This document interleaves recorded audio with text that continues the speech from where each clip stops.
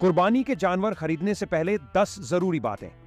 जानवर का चुनाव स्वस्थ, बीमारी से मुक्त और इस्लाम में कुर्बानी के लिए जायज जानवर जैसे भेड़, बकरा, गाय, ऊंट चुनें। चुस्त और साफ आंखों वाला सक्रिय जानवर देखें। जख्मी या लंगड़ाए जानवरों से बचें।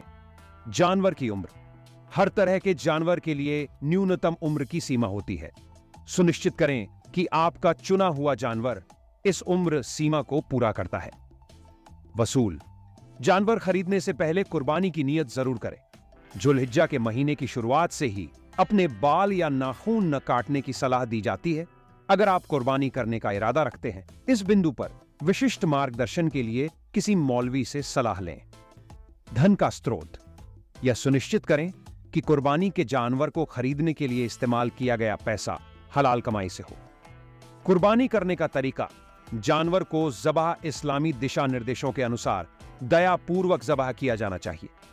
किसी कुशल कसाई या इस्लामी तरीके से जानवर ज़बाह करने के जानकार व्यक्ति को नियुक्त करने पर विचार करें। मांस का वितरण, कुर्बानी के मांस को 3 भागों में बांटें। 1/3 अपने परिवार के लिए, 1/3 दान में दें और 1/3 रिश्तेदारों और दोस्तों को उपहार के रूप में दें। स्वच्छता, जानवर खरीदने से लेकर उसे ज़बाह करने और मांस बांटने तक पूरी प्रक्रिया के दौरान साफ सफाई का ध्यान रखें। ईद की परंपराएं याद रखें। कुर्बानी ईद उल अजहा के त्योहार का हिस्सा है। कुर्बानी के अलावा ईद की नमाज पढ़ने, अच्छे कपड़े पहनने और प्रियजनों के साथ ईद की मुबारकबाद देने पर विचार करें। आर्थिक विचार, अगर अकेले कुर्बानी करना आर्थिक रूप से बोझ है तो सामूहिक कुर्बानी परियोजना में शामिल होने पर विचार करें। स्थानीय नियम, जानवरों की कुर्बानी और उनके अवशेषों के निपटान से संबंधित किसी भी स्थानीय नियम से अवगत रहें।